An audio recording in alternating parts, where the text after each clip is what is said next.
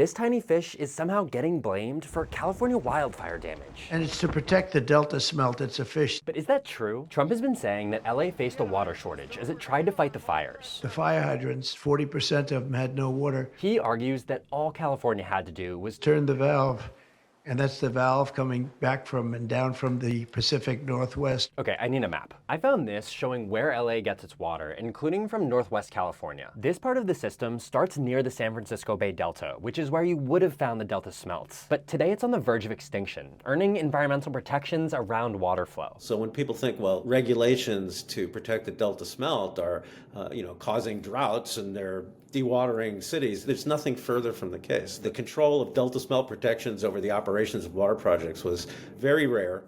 And when it did happen, I think in total, you're probably talking about 2 to 3% of the total flow in the system. This is the amount of water that one study found was used for the smelt in the Central Valley in the 2010s. We talk about diverting water for the smelt. I kind of get what that means, but I also don't fully get what that means. So you used a turn of phrase, you said diverting water for Delta smelt. It's actually the opposite. So if it took a natural path, Gary says, the water from these mountains would flow out to the Bay Area here. But a lot of that water is diverted for cities and agriculture. Protections for the smelts mean allowing a little more of that water to stay in the rivers and reach the ocean. If environmental protections have any bite, and I've argued that the bite is pretty small, the impact is on irrigation in the San Joaquin Valley. That's the reason that farmers have taken issue with this fish for decades. It's the poster child of regulation that limits how much of this water they can use to irrigate their farms. Allowing more natural flow down the river is better for the smelts and other fish too. If you pump so much water at the wrong time,